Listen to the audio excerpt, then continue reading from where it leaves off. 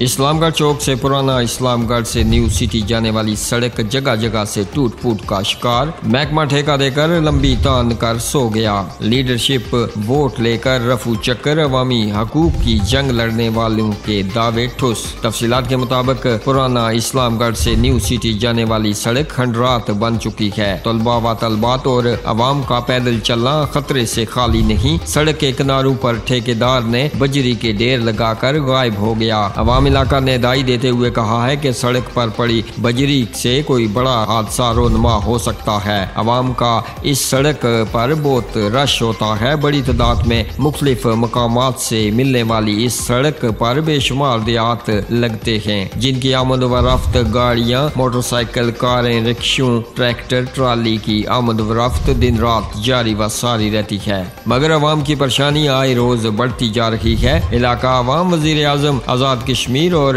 District Mirpur इंतजामिया इसका notice लें और जल्द ये काम शुरू करें ताकि अवाम इलाका किसी बड़ी मुश्किलात से बच सके।